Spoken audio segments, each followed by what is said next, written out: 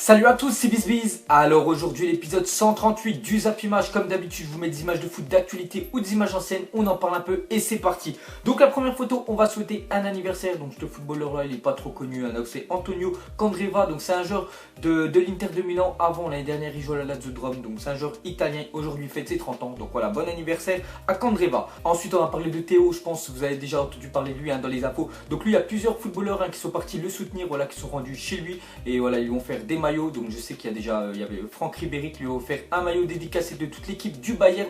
Il y a aussi Aurier, voilà, un maillot dédicacé du PSG, tous les joueurs de Paris. Et cette fois-ci les gars, c'est Moussa Sissoko, le joueur de Tottenham. Regardez, donc il a dédicacé tout, enfin son maillot Sissoko avec tous les joueurs de Tottenham. Ensuite on va parler de Messi et Neymar qui pourraient être privés de finale de Ligue des Champions. Donc bien sûr, s'ils arrivent à arriver en finale, pour l'instant c'est mal parti pour le Barça. Mais on sait jamais, imagine ils font la remontada du siècle, ils gagnent 5-0 au match, voilà, au match retour face au PSG. Donc ils se qualifient, ensuite ils gagnent l'écart, ils gagnent les demi, ils vont en finale. Donc je serais même pas sûr, voilà, qu'ils puissent disputer cette finale. Pourquoi? Parce que la finale de cette année elle se dispute à Cardiff. Et Cardiff, voilà, c'est en Grande-Bretagne. Et cette année, vu que le Brexit, voilà, c'est un truc politique qui est passé, donc c'est beaucoup plus compliqué, voilà, d'avoir un visa, voilà, de se rejoindre bien sûr en Grande-Bretagne. Donc on avait bien vu quand Serge Aurier, voilà, il avait eu des problèmes avec la justice. Et voilà, vu qu'il était sous procédure judiciaire, donc il n'avait pas pu bien sûr aller disputer le match à Arsenal. Donc je sais pas si vous vous souvenez, voilà, ça faisait à peu près il y a 3 mois ça. Donc il y a des autres joueurs qui sont sous procédure judiciaire. Donc il y a Neymar et Messi, que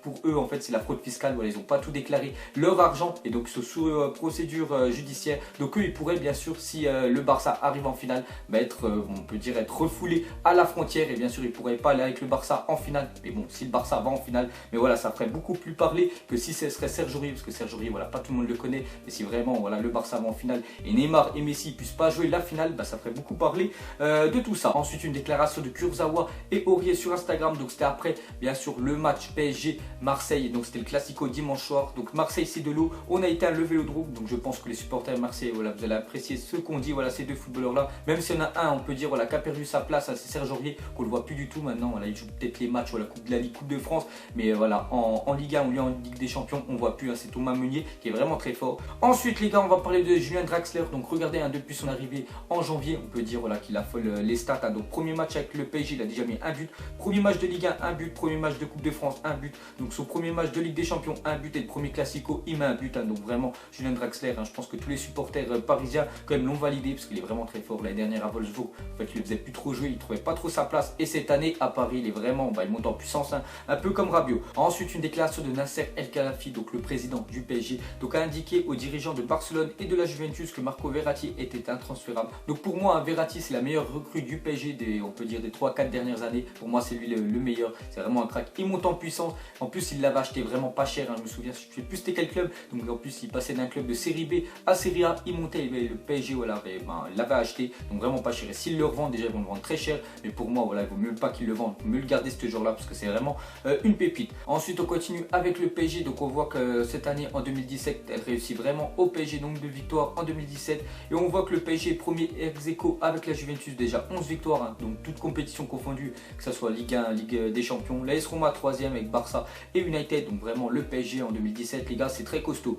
Ensuite les gars, on va changer de club et on va aller à Lyon. Donc les Lyonnais viennent de boucler leur premier gros départ. Donc c'est Corentin Tolisso les gars qui vient, voilà, de partir de l'Olympique Lyonnais. Donc il va rejoindre au prochain mercato, ce sera le mercato estival. Donc il va à la Juventus. Donc j'espère, voilà, qu'il va trouver sa place. Donc ils l'ont vendu pour 30 millions d'euros. Bon après Tolisso, voilà, l'année 94, donc il était plutôt jeune, on va dire que c'était un bon espoir, mais 30 millions quand même c'est pas mal d'argent récupéré pour Lyon. Donc voilà, il va toucher 15 millions d'euros sur 5 ans à la Juve. Donc j'espère qu'il va trouver sa place et bonne continuation à lui. Donc lui, comme j'ai dit, il partira au mois de juin. Donc là il va finir bien sûr l'année à Lyon. Ensuite on continue avec Lyon. Donc on voit qu'ils viennent de toucher les 100 millions promis par ce nouvel actionnaire chinois. Donc on voit que les Chinois maintenant ils ont 20% du club de l'Olympique Lyonnais. Et voilà, en contrepartie, ils devaient leur donner 100 millions. Donc déjà ça fait déjà 100 millions plus la vente de Tolisso, comme j'ai dit, 30 millions plus sûrement, voilà, la vente de la Lacazette, qui va être vers les 60-70. Donc peut-être l'année prochaine Lyon, ils auront un chèque, voilà, de 200 millions pour pouvoir investir pour le prochain mercato et se renforcer. Donc Lyon l'année prochaine, à mon avis, il va y avoir du très, on peut dire, beaucoup de changements. Ensuite on va aller en Angleterre pour une histoire, on peut dire, un peu insolite. Donc samedi il y avait un match entre Crystal Palace et Middlesbrough, et en fait les supporters de Palace, ils ont vu le bus, enfin eux ils pensaient que c'était le bus de Middlesbrough. Donc ils sont partis faire vandaliser le bus de soi-disant Middlesbrough. Mais en fait pas du tout les gars, c'était bien le bus de leur équipe, de Crystal Palace. Donc regardez ce qu'ils ont fait. Et on voit quand même que on peut dire les dégâts ont été estimés à 47 000 euros. Donc voilà, pour effacer des graffitis à 47 000 euros, moi bien sûr j'ai bien envie de le faire. Mais sinon les gars, autant racheter un bus hein, bien sûr pour 47 000 euros. Ensuite on va revenir en France et surtout en Corse et à Bastia. Donc on voit que leur entraîneur François Cicoloni, donc il est viré.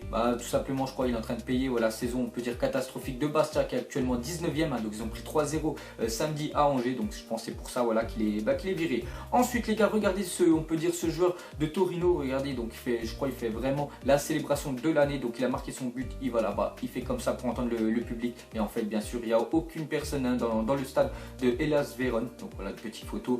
Ensuite une déclaration de Zlatan Ibrahimovic. Il a dit Manchester United est le meilleur club où j'ai joué, seul le Milan AC est comparable. Donc après hein, tout le monde connaît Zlatan avec ses phrases un peu bizarres. Bon après quand il était au PSG il avait dit exactement la même chose. Il a dit que c'était le PSG dans le meilleur club où il avait joué. Donc Zlatan bien sûr on le connaît. Donc voilà ce qu'a dit Zlatan. Ensuite une déclaration de Cristiano Ronaldo. Il a dit Iniesta est l'unique joueur du Barça que je respecte sincèrement. Donc voilà, après bien sûr on peut que respecter Iniesta tellement voilà le talent qu'il a. Bon après voilà, il n'aime pas trop les jeux de joueurs bien sûr du Barça, on peut voir. Mais Cristiano Ronaldo et Iniesta hein, deux légendes, rien à dire. Ensuite on va parler de Pelé. Donc voilà d'où vient la photo de Pelé sur sa carte FIFA Ultimate Team. Donc regardez où il est, on peut voir où je suis allé chercher le visage de Pelé pour l'insérer sur sa carte légende sur Xbox hein, bien sûr de FUT. Donc regardez, ils sont partis le chercher voilà, où quand Pelé il était je sais pas dans une piscine ou j'en sais rien, dans un jacuzzi en train de sourire. Donc là voilà, ils ont bien sûr ils ont pris son visage et ils l'ont inséré sur cette photo là. Donc c'est même pas, ils sont même pas allés prendre quand il était en train de faire un match, ils l'ont pris voilà dans sa piscine. Et pour continuer avec Pelé, donc on voit que Edinho hein, c'est son fils. Donc il a été condamné à 12 ans de prison par le tribunal de Sao Paulo pour blanchissement d'argent et trafic de drogue. Donc lui aussi c'est un footballeur Edinho, mais en fait il fait pas du tout la même carrière hein, que son père, l'un des meilleurs joueurs hein, de l'histoire du foot. Donc on voit que maintenant il est tombé voilà dans le trafic de drogue et le blanchissement d'argent. Donc voilà, c'est pas du tout la même carrière. Ensuite, saviez-vous, donc plus jeune, Lukaku avait marqué 130 buts en une saison à Lierse. Donc Lierse, hein, c'est un club en Belgique. Donc voilà, quand tu es jeune, tu fais à peu près en une saison 20 matchs de championnat. Donc ça veut dire qu'il marquait à peu près 7-8 buts par match, hein, ce qui est énorme quand même. Je sais pas si vous vous rendez compte. Donc voilà, c'était sûr que bien sûr qu'il allait devenir professionnel. Ensuite, les joueurs qui sont passés par Palerme, actuel 18e de Serie A. Donc regardez les gros noms. Après, s'ils n'auraient pas vendu bien sûr leur pépite hein, Palerme. Donc on voit qu'il y a Cavani, il y a le joueur du PSG, il y a Dybala, Belotti, on voit aussi Pastore, il y a Darmian, on peut dire le défenseur droit de Manchester United, il y a Glick, le défenseur de Monaco, et Sirigu. Donc c'est vrai qu'ils auraient une sacrée équipe à Palerme, mais après bien sûr tu peux pas garder des pépites comme ça. Voilà, des gros clubs ils leur proposent le triple en salaire, donc bien sûr c'est normal qu'ils partent. Ensuite regardez le top 10 des sportifs français les mieux payés en 2016. Donc on voit 10 sportifs, hein, on voit surtout que le football est quand même en train d'écraser bien sûr tous les autres sports, hein, enfin ceux qui payent le mieux. On voit que bon, le premier ça reste quand même le basket avec Tony Parker, mais ensuite il y a Paul Pogba 18 millions, Karim Benzema 15,6 millions. On voit que Franck Ribéry hein, comme, qui touche encore 14 millions au Bayern alors qu'il joue pratiquement même pas de la saison. Il est tout le temps blessé mais il touche encore 14 millions, ce qui est énorme. Donc sinon bien sûr vous voyez tout le reste du classement. Ensuite on va parler du Real Madrid et surtout du nombre de défaites de l'année dernière et de cette année. Donc on voit que l'année dernière hein, ils ont perdu seulement que 2 matchs, hein, ce qui est vraiment très peu. Donc je me souviens déjà le match qu'ils avaient perdu à Wolfsburg en Ligue des Champions. Et le deuxième, sérieux j'ai un trou de mémoire, je sais pas du tout c'est qui, si vous pouvez me le mettre en commentaire.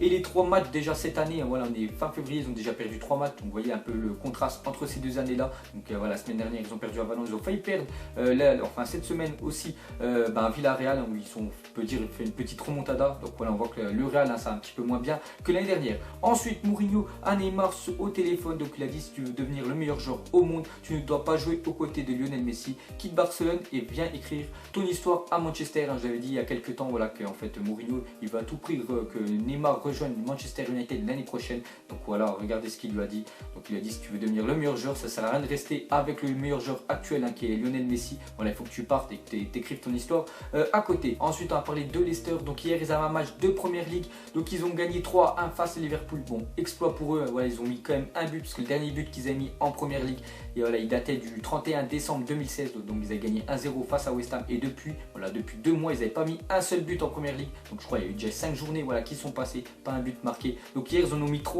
Hein, donc on voit que voilà, peut-être ça a fait un déclic vu que Ranieri il est parti. Donc voilà, les joueurs sont vraiment boostés. Ils ont gagné 3-1 face à Liverpool qui est quand même 3e de Première Ligue. Leicester 16e. Donc là maintenant ils sont remontés, bien sûr, ils sont plus relégables. Donc belle victoire hein, bien sûr de Leicester. Et pour finir, mettez-moi en commentaire quelle équipe va remporter la Liga cette année. Donc on voit les 3 mastodontes hein, du championnat espagnol, Real, Barça et Atlético. Et la petite surprise, donc c'est le FC Séville. Donc pour vous hein, qui va remporter la Liga, je vous mets vite fait le classement actuel. On voit quand même toujours c'est le Real. Hein. Pour moi c'est le Real quand même qu'ils vont gagner cette Liga. Surtout regardez qu'ils ont un match en retard par rapport au Barça, Séville et Atlético. Ils sont qu'à 23 matchs alors que le Barça, tout ça, ils sont déjà à 24. Donc pour moi ça va être ça. On voit que l'Atlético ils sont décrochés, mais vous mettrez en commentaire pour moi c'est le Real qui va gagner la Liga. Donc voilà les gars, la fin du Zappy Match 138. Donc ça vous a plu, un petit like et je vous ferai l'épisode 139 demain. Allez, moi je vous laisse à la prochaine. Ciao à tous.